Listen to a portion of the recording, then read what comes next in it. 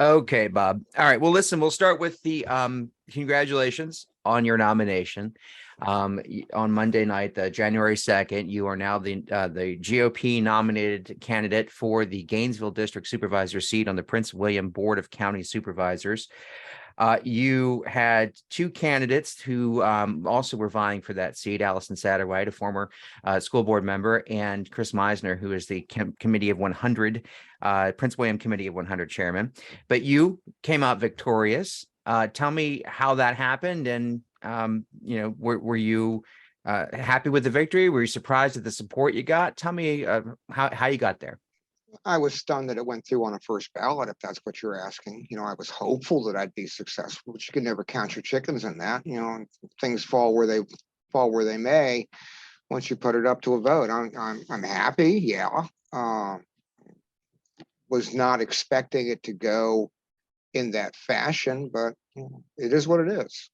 So we'll talk about sort of the thing that jumped out at me, and when I wrote my story about Monday night's mass meeting in Haymarket, where you were selected, was the number of Democrats that came out to support you, and especially with the Coalition to Protect Prince William County and those who you stood alongside during the Prince William Digital Gateway debate that occurred over the past year and a half, and it culminated this past November 2022 with the approval of more than 800 acres of land next to Manassas National Battlefield, now zoned or open to be zoned for the construction of data centers. So you have a lot of crossover support.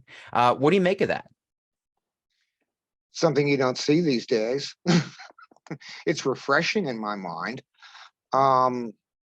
You look at politics in general, and then you break it down into kind of the local area. Is most of the stuff that is done at the county board level partisan? Shouldn't be.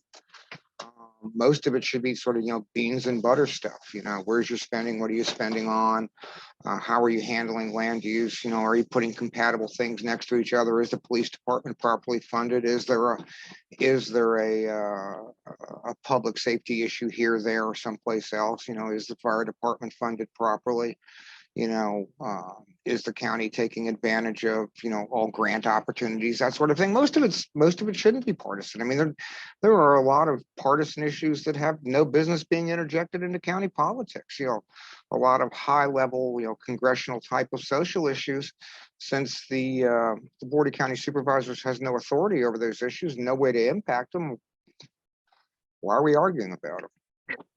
And you say it shouldn't be partisan, but anyone who's watched this current Board of County Supervisors since 2020 knows that it certainly has been. And many issues have been voted along party lines, with Democrats 5 voting against the Republicans, which had been 3 before the resignation of Peter Candland, which led to your nomination. And you have not been shy about coming to this board and giving them a piece of your mind and calling them out during citizens' time on several different issues, from power lines in Haymarket to data centers to the reduction of or the proposed reduction of public comment time and curbing that. One might think that, you don't have any, if you were to be elected to this position, it's fair to say you are running, Carenza Summers will run against you as the presumed Democrat candidate. But if you are elected, it seems like you'll have few friends on that board if you get up there.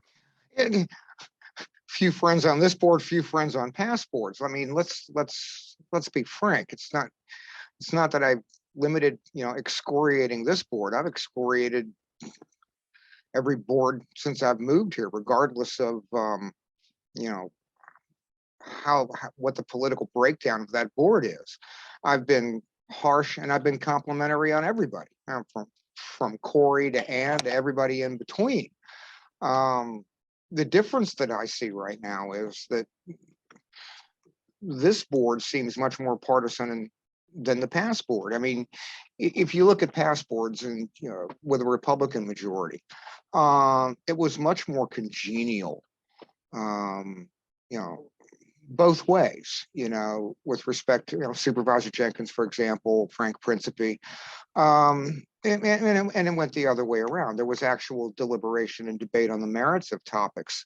You know, they actually got into depth on whether something was a good idea or not. They would, you know, they would discuss return of investment. What is the long-term impact? And they would look beyond, you know, the next board meeting in terms of what they were going to do. I don't see that right now. You know, one of the things that's made me relatively successful, you know, in Haymarket is I've served with, good Lord, probably more than a score of different council members over the last 15, 20 years. And you're talking about in your term on the Haymarket Town Council, which you are a member Correct. of, elected member to that body. And one of the strategies that I've always tried to do, because it makes things work better and makes things run better, is you sort of compartmentalize things. You're not going to agree on every issue, but you have to handle each issue separately. And you can't, you can get mad at somebody, or you can call them out on, you know, issue X if it's the first thing on the agenda. And win, lose, or draw, once that issue is over, you move on to the next one. You don't carry a grudge to the next issue. I mean, if you're talking about, you know, the police department, for example, and you've got an issue with the different supervisors, and you have an argument or a debate, let's say, and one of you comes out on top and one of you doesn't, then the next issue is land use. You don't carry that. You don't carry your feelings from that particular issue, from the police issue to the land use issue. Yeah. But it seems like, you know, if you're on the wrong side of one thing, then you're going to be on the wrong side of everything. I don't see anybody particularly, well, in some cases you do, but I see a lot more acrimony than is acceptable, to be honest with you. Now, You have consistently said that that the people of Prince William County are being ignored by this board. So I'm going to ask a two-part question that hopefully allows you to expand on that point that you consistently make out there, whether you're talking, you know, at a board meeting or on your social media. But when you take a look at how the Prince William Digital Gateway was handled in terms of the way it was decided. The meeting began on a Tuesday night at 7:30 p.m. and ended just about 10 a.m. the following day. And I can tell you, after more than 10 years of covering this Board of Supervisors, I've never seen anything like that in terms of the way a meeting is conducted and the length of time and what have you. It was a new definition for an all-nighter. So when you look at that, and how that business was conducted.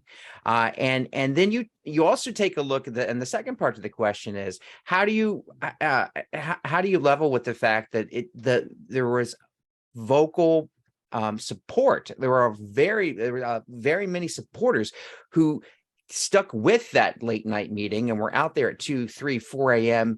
voicing support for that Prince William Digital Gateway, as much as there was opposition. So two-part question.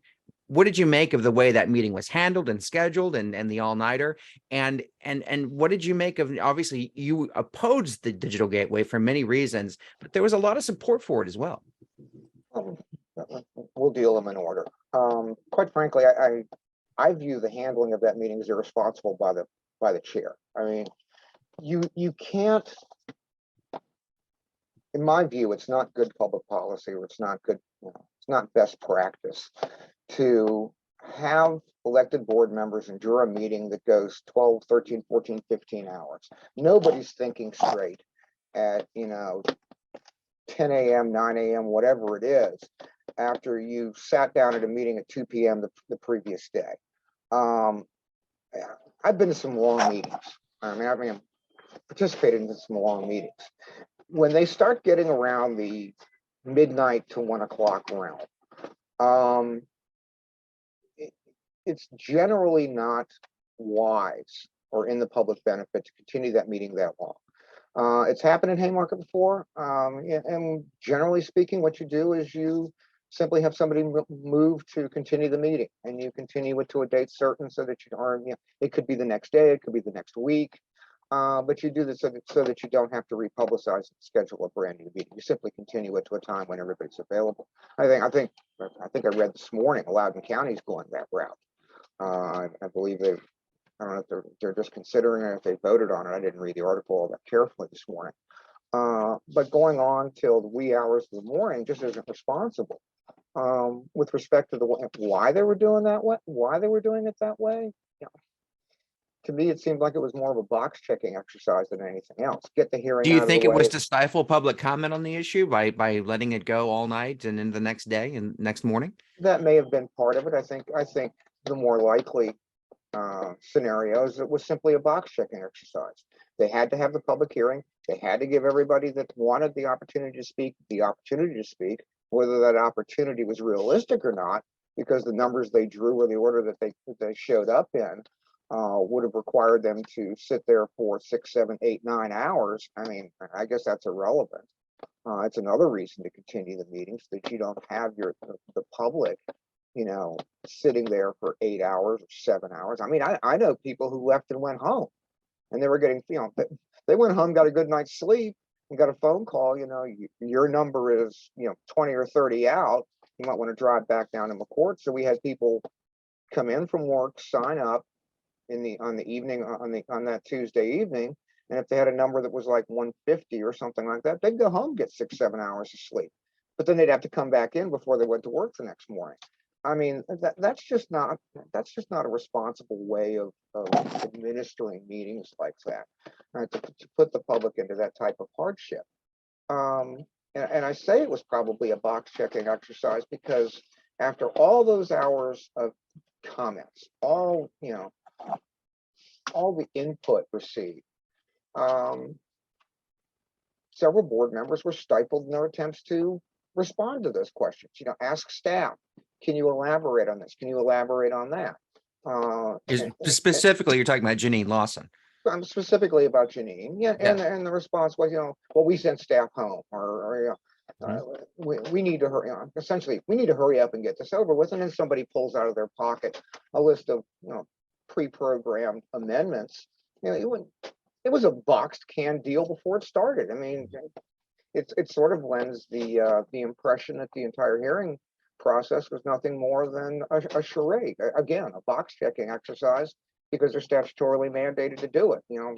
So now we have more than 800 acres of land next to the Manassas National Well, let's finish Battlefield. the second. Let's get to the second part of your question. Well, and so that's where I wanted to go with that. And so when you have this new area and the belief by many on this board that these new data centers will help commercialize Prince William County and get it to that moonshot goal that the old board had prior to 2020 of a tax base with more than 30 some percent, 35% of the county's tax base is commercial versus what it is today, which is residential. The county government is funded on the backs of homeowners. And they wanted to flip that. And this current board believes that these data centers will be able to do that. And you had a lot of support from people who came out to that meeting and said, listen, these data centers are good for schools, cops, fire and rescue, you know, putting tax money back into coffers. Now, you guys, the Coalition of Prince William and the ones to protect Prince William and the ones that really,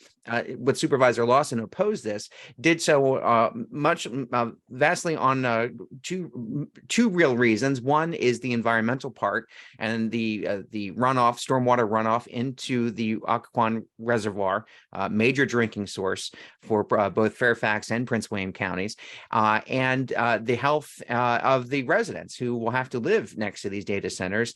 They're claiming that these data centers produce hums and noises and will make it not only unsightly but loud to live next to.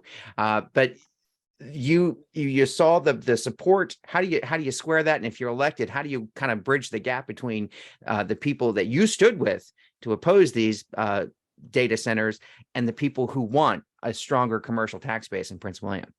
There's a pretty simple answer to that, and that is that the vast majority of those who spoke in support were contractually obligated to. It's part of their contract, the sales contract. I mean, I've read the sales contract. You know, in fact, there was a lawsuit over the terms of the sales contract, where the terms of that were further elaborated, and it was very clear that if you signed onto the deal to sell your land to these people, you were required to support it vocally and at the public hearings. And it's important to point out that Pete Candland did sign that contract. Pete Candland Right. did sign a contract to sell his property on that area, and that was what ultimately led to his resignation from the Board of Supervisors and your nomination. If you've got several hundred people that are contractually obligated under the terms of the purchase agreement, yeah, then they're going to show up, because it furthers their own financial interest, and it's also part of the contract that they've entered into with the holding companies that's buying the land.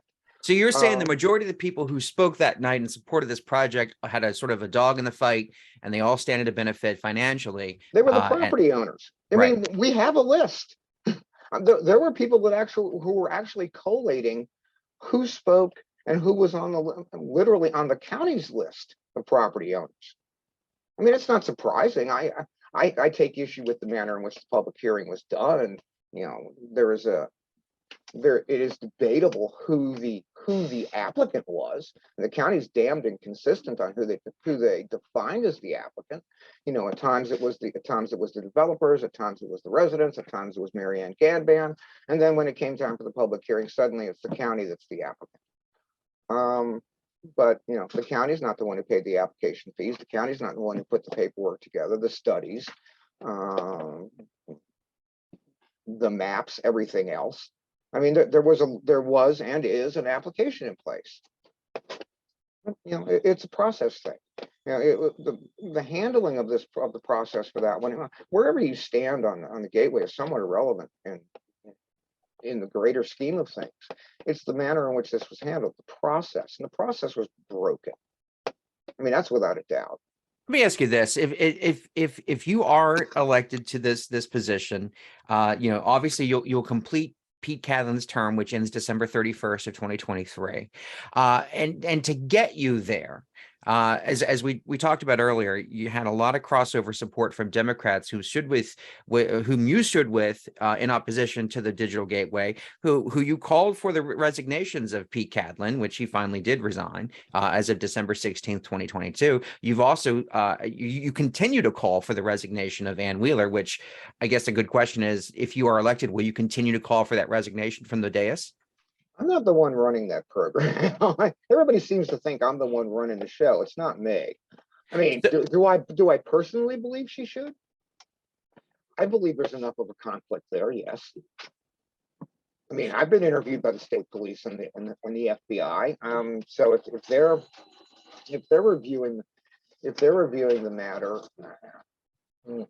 I guess where there's smoke, there's fire. I'm not the one out there collecting and collating all this stuff. I agree with the premise, but I think everybody gives me way too much credit for what's going on. So the question I was going for, I appreciate your answer to that question, because where I was going before I stopped myself with another question, was what message do you think it sends to the Democrat majority on the Board of County Supervisors that if you are elected to this position with the help of Democrats from the Gainesville district who opposed them over the course of the past year and a half, what message does that send to the Democrat majority on the board that so far since 2020 has kind of had it their way? Does it send a message they're going to listen to? I don't know. I think the message they should be listening to is the messages being sent to them by some of their by some of their constituents.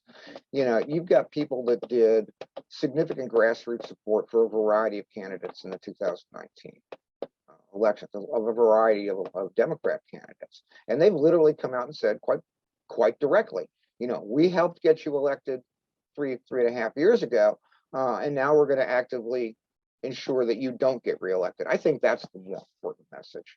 There's a lot being made of the crossover of the Democrats that came out to support me. I think the numbers are a little bit, actually quite a bit overstated. And you had people show up that were there to support but didn't vote. I mean, because they didn't want to prejudice themselves with respect to their own party. And I get that. I mean, I'm thankful that they showed up to verbally support. I mean, that's nice. Bipartisan support is always a good thing. It's much better than, making everything just,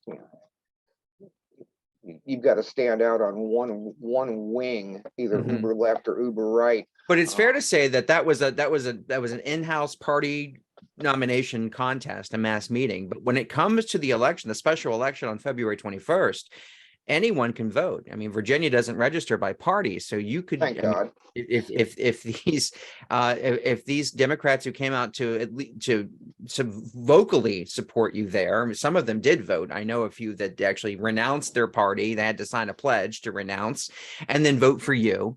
But many more could do so on February 21st if they are successful in getting out the vote for you.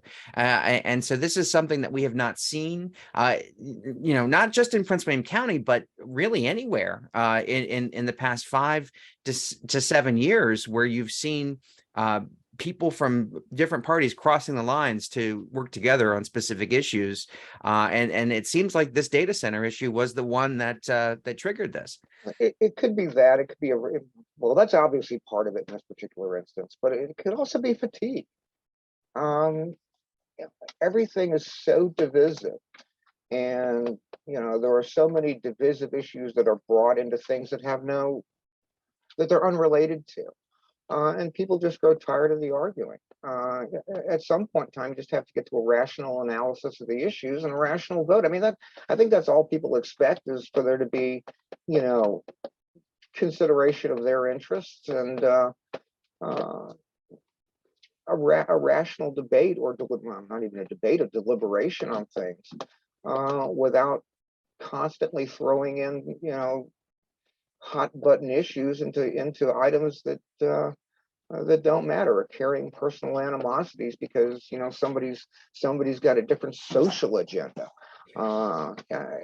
It grows tiresome after a while. I think the other part that plays into it is you've probably got very severe election fatigue in the state of Virginia. I mean, you've got an election every year. It grows tiresome after a time. I mean, how many days out of the year can you handle getting, regardless of which party you're associated with, or even worse if you're an independent? How many times a day do you get, email messages, donate to this, donate to that? Oh, my deadline's coming, I need more money so we can report. And it seems like it's almost become about, who can raise the most money and not who's the most qualified for the job. It drives me crazy. I mean, I tell you, I get emails from Christ all across the country with the same plea: give me money, give me money. My reporting deadline is coming. Oh, we're going to fail if we don't get it. Well, if it's all about raising money and not about the issues, or where you stand, or what your particular stance is on an issue, what's the point? You were quoted as saying that you will be Ann Wheeler's worst nightmare. And so when you get up to, if you are elected to this position on February 21st, you're a known policy wonk. You've studied the documents, where you can find them on the county websites. You've participated in many committee meetings, and served in many aspects. So seeing you on this board, you're a familiar face in that room already. You've just not been on the dais on that board yet, so you would be up there. Is there? I wanted to you put out a statement on your Facebook page when it comes to not the comprehensive plan for 2040 for Prince William County, which governs the development and how things are going to be developed from housing to roads to parkland. This is a very, again, it's in the name, comprehensive plan for the county. And much of it was ignored because the data center debate sucked the air out of the room for the past year and a half, that this major document and this planning document was discussed, or at least debated with the committee. And from the information that you shared, you're accusing the Board of Supervisors for potentially breaking the law because they did not work closely enough with its planning commission, which all of this comprehensive plan is supposed to be funneled through before it goes to the Board of Supervisors for a vote. So walk me through what you're alleging here and what happened. There's a statutory process wherein the planning commission is given the draft plan by the planning staff. The planning commission considers that they have a variety of options, amend it, adopt it, send it back, whatever. But once it's adopted, they have to certify the plan as they've adopted it with whatever amendments they have incorporated into it. So typically, every jurisdiction I've ever worked with or worked in, the document that is forwarded from the Planning Commission is their version. Contains all of the amendments they made, all of the changes, so that it's a standalone document, and that is what is supposed to be certified and given to the board for consideration. That's not what happened here. As I view it, in looking at the documentation and the staff presentation, what the staff did was they took their presentation that they gave the Planning Commission and went, well, here's the comp plan, and oh, here's a list of 30 pages of amendments that the Planning Commission has recommended in their adoption motion. That's not how you do it. I mean, it speaks to the process now, and it's not the only time it's happened. I mean, there's a lot of procedural shortcomings with the county. And I lay this on staff, and I particularly lay it on senior staff. Do you think that this is because they're so the ones in charge there, whether they are the elected members of the Board of Supervisors or staff members who may have been working on a project for so long that just want to see it come to fruition, that there is such a push to get things done to sort of grow the county and within the time they have? I mean, what's the reason for this? What do you think? There are a variety of factors at play. To a large degree, the planning office is understaffed. They are somewhat relatively inexperienced compared to other jurisdictions. You've had changing management over the last 24 months. I guess the question is who's actually running the ship over there. What drives me crazy is you'll be sitting in a meeting, you'll have already expended your 3 minutes, and then they'll get into a debate about something, and there are assertions made by staff or by an applicant's attorney, for example, that are inherently wrong or just unacceptable. I've sat in many a planning commission meeting, either from behind the dais or in the audience, and until recently in Prince William County, I have never seen planning commissioners or even board members ask staff a relatively simple question that staff should know off the top of their head, a question that is critical to the analysis of an application, and staff respond, I don't know. Speaking for myself, I mean, when I'm behind the dais and I ask staff a question, generally speaking, I know the answer. And I'm asking the question either to make it a record to ensure that staff knows the answer, or to confirm the answer. But if I know the answer to the question and staff doesn't, what's the purpose of staff? I mean, there are so many oddities, and perhaps it goes down to them simply being overworked with the caseload they've got. I guess that's possible, but there are just some certain baseline things that they should be able to answer off the top of their head. When they had the work session, the planning commission work session on the digital gateway, the meeting opened and it was stated quite unequivocally that the only people being allowed to participate in the work session were the planning commission members and members of staff. At the end of the meeting, question arises. I don't recall which one. Might have been Commissioner Moses Ned who asked the question, or Chair Moses Ned who asked the question, which was, who pays for the substations in the digital gateway? Staff said, we don't. I don't know. We don't know. We don't have the answer to that. Oh, but the applicant's attorney is here. Again, who's the applicant? Kind of curious that the county is the applicant. Why is Walsh Colucci answering the question? And the attorney stood up and said, generally speaking, the data centers pay for the substation. As a matter of law in Virginia, that's not the case. Dominion has told the county that. And for them to accept that answer, and quite frankly, for the attorney to make that assertion, is just unacceptable. I mean, substation construction and transmission line construction are part of, are contained within Dominion's tariff. You know, the more construction they do, the more they bill back to the ratepayers, and the more that they Right. write off. It's The more ratepayer that they funded. write off of their profit, their Yeah. profit sheet. Yeah. Passed along. Hey, before we go, I wanted to ask you just a couple rapid fire questions. So first of all, what do you do for a living? A lot of things. Intellectual property What pays the research. most? Well, I mean, no, I mean, my my typical day involves a lot of things for one company. We do, intellectual property research, patents, trademarks, copyrights, that sort of thing. We work with other federal agencies on a regulatory basis, SEC, USDA, ATF. Essentially, in those instances, we're a liaison between individuals in the private industry and the federal government. We're the go-between. Do you have a title? I'm a senior research associate, for lack of a better term. Gotcha. Okay. Gotcha. 36 years. Fantastic. Fantastic. Family wise, are you married? Do you have children? I'm married for quite some time, 3 children that I'm trying to push the last one out of the house. For how many years have you been married? 31. I'm sorry?